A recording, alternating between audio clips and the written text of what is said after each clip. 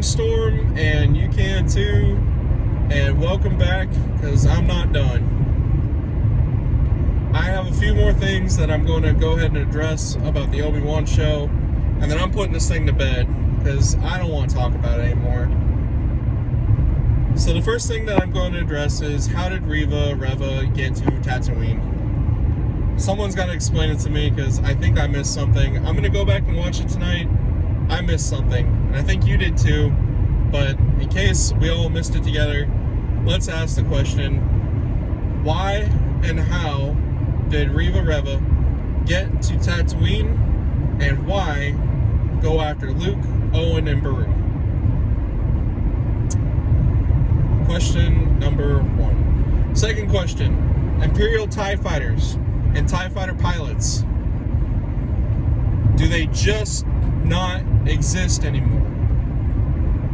At the Inquisitor Fortress, I saw TIE fighters. You saw TIE fighters hanging from the ceiling. Where were the pilots? How come none of them were activated to chase after the rebel ships? In this episode, Season 1, Episode 6, that is an Imperial Star Destroyer shooting capital ship weaponry, aka laser cannons. If it's not getting the job done with your cannons, why not send out your ship-to-ship combat team and take down a little tiny Republican shuttle? And that looked exactly like a Clone Wars era Republic shuttle. So I might be wrong, but regardless, it was a shuttlecraft, and it had a little escape vehicle, and Obi Wan went in that escape vehicle, and I thought to myself, okay, well, if they're splitting up, here's where you send the TIE fighters.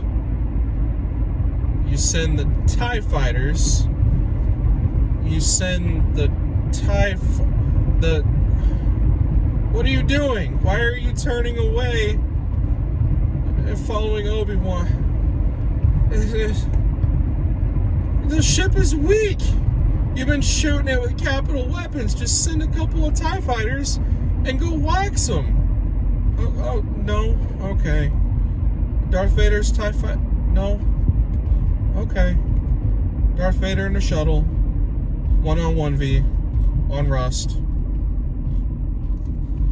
Great.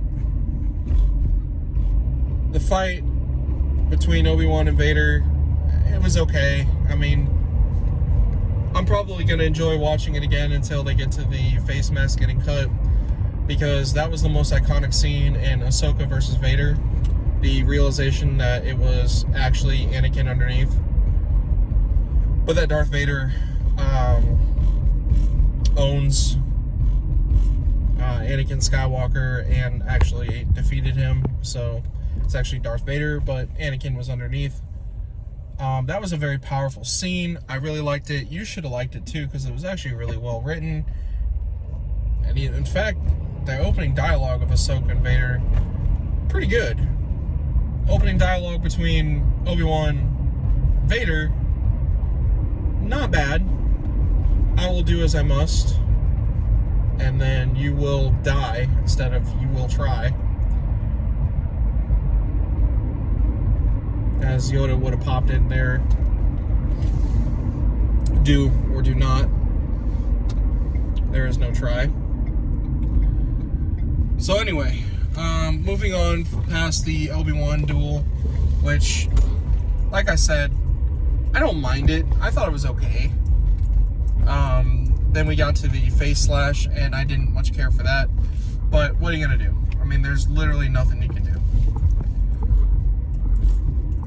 I circle back to the idea that Uncle Owen and Aunt Beru are actually some form of really good scat fighters, or rat fighters, or sand fighters, whatever you want to say. Now, I know that you need to protect your farm from sand people, and I admit to you that means you're going to be pretty proficient with blasters and hand-to-hand combat, because you're going to be doing everything you can to protect what's yours and your own lives. But I did not know that meant that you could handle a wounded but still able-bodied Force user, especially one of the dark side.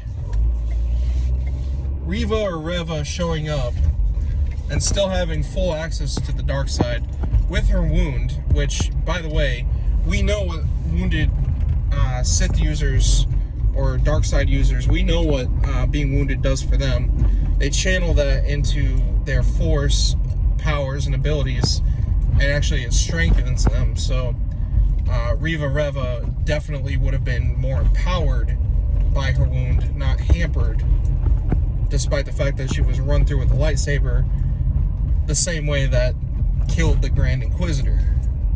Well, it's good for the goose, obviously different for the gander. I digress. We'll move on. Why not? Because we'll move on from this too.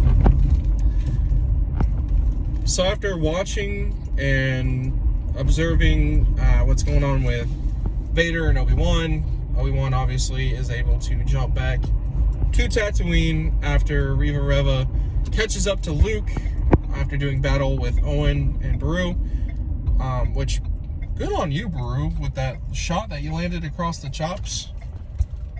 Good hit. That was funny. But Owen using a pipe to battle Reva, whew, that was interesting because she's got a lightsaber, so she should probably just cut that pipe in half and then she could strike down Owen, but that would ruin episode 4. Okay, anyway, moving on. I said we were moving on. Then we get the moment of Reva bringing Luke Skywalker back to Owen and Beru. Happy days, Luke is back. Woo! Well, that's fine, but Luke is now going to have a basic interaction with a Force user and somebody that had a lightsaber, so doesn't that kind of break continuity? The first time that he ever seen a lightsaber and mess with the Force, right? Maybe not. Maybe I'm just, expecting too much from a $90 million budget on what should have been a smash hit TV show that is not better than average television. I digress. The parting scene with Reva, and another reason why I have such an issue with this show. She gets pardoned. She slaughtered families, ended Jedi, the lineage of the Jedi. I assume this means she also murdered more than just a few kids. She was going to torture little Leia, cut off hands. Just all in all, not a very good person after being apprehended by the Empire to become an Inquisitor, with her only motivation seemingly to kill Anakin Skywalker, only changing, of course, in the 6th episode after a brief intermission from her life after being run through with a lightsaber, for Bail Organa to reveal that Owen and Luke and I'm going to Tatooine, blah, blah, blah. Regardless, she gets the general pardon. Obi Wan does that for her, and now she's free. Does that mean anything to you or to me? No. She's still a bad person. She still has a ton to atone for, so the simple fact that you let her off the hook for the sins that she committed, good for you. That won't mean much to the general force, I'm sure. But because it's Disney, I'm sure that now she's completely forgiven and she'll get to become a Force ghost who can shoot lightning at trees and stuff because Disney doesn't know what the hell they're doing with Star Wars. Let's move on. The ending sequence between Obi Wan and Luke, didn't much care for that because Luke just stood there and didn't have an interaction with Obi Wan. Yeah, Obi Wan had how many interactions with Leia? He did get to drop his most iconic line, hello there. Which, it was nice, I guess. I liked it, but I also didn't like it because that's nostalgia. Of course I'm going to like nostalgia. So then Obi Wan is heading out to the Dune Sea, and who would he see but Qui-Gon Jinn, finally making an appearance. Too little too late, but there he is. And he even says, you know, it took you a while, huh? Well, yeah, it did. And they got a long walk ahead of them, so obviously that means that there's a lot to talk about, to learn about the Force. The training that Yoda had issued to Obi-Wan finally seeming to take over, except not at all. Obi-Wan had to go through this journey in order to make the training actually work that Yoda had given to him. Fun, fun, fun. Last nitpicks before moving on. Obi-Wan channeling his inner remembrance of Leia and the one scene of Luke up on the house, I assume doing pod racing through the goggles with his VR headset. Lame.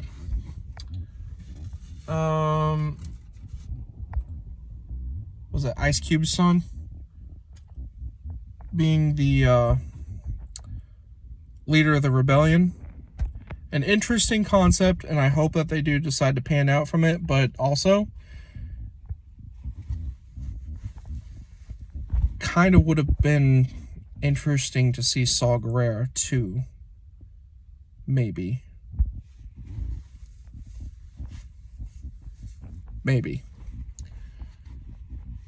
It's 5 years removed from when we saw him with Cal Kestis, so I don't know. I don't know what Saw would have looked like in that time frame, because he got whooped on to wind up the way he did for Rogue One. And my last little nitpick, and then we'll move on. We'll move on from this. Do I feel like this series needed to be made at all? Do I feel like it told an adequate story to justify its own merit? Is this a good Star Wars entity? No, it's not. It didn't need to be made, and it tells a story, of one of which I don't care for. I didn't ask for it, I didn't want it, and yet, there it is. Obi-Wan, post-Clone Wars, didn't need to be fleshed out for me, because in Rebels, I saw what I needed to see. His final win over Darth Maul. It was a wonderful send-off for two great characters. Did I need to see Reva or Reva? No. I don't mind Reva or Reva, but if you're going to have the Obi-Wan show not be about Obi-Wan, please don't make it about an Inquisitor that has no motivation at all besides cartoonishly evil with a very stupid twist. I told you my initial thoughts on how this was all going to shake out, and I wasn't that far off. And the last little bit is Leia was overused, Luke was underused, TIE fighters don't exist, obviously. Continuity is something that they loosely banded together to create something that played out. Building these relationships with like Tala or Treya or whatever her name was, I don't even care. The spy who was a spy who was a spy in a taco. Don't care for her, don't want to care for her. Wasn't an interesting character to me and not an interesting trait. I was spying. I'm spying on you. I'm spying on them. I'm spying on everybody. I'm a spy. Yeah, that was lame, and I don't much care for it. And also, when you slap a stormtrooper in the helmet, they should shoot you with their E11 blaster, and you should be dead. And that would be funny. Because slapping someone in the face, no matter how hard you catch them, if you're 130 pounds soaking wet, probably won't do much. Especially if they're wearing armor. So, anyway, final thoughts on Obi Wan is it's more watchable than Book of Boba Fett. I turned off the final episode early. I did not care for it. I give this series a final review of a 4.8. It has a lot of atonement to make up for before I start giving Disney any kind of love for their Star Wars vision. This did not need to be made. This was not good. And honestly, it's a little bit offensive how bad the writing is for something under the IP of Star Wars. Once again, I'm going to say thank you to all my subscribers, all my friends that have watched this video, my family. Thank you for checking in. If you're interested in watching my videos, you should know by now I'm not an exciting guy, and I'm not doing this for money. I'm not doing this for clout. I'm literally just putting my thoughts up there, and if I'm entertaining you, I hope that you're having a good time. I'm just a regular dude. I work, and when I don't work, I enjoy what I enjoy. You have a good day. May the Force be with you, and peace.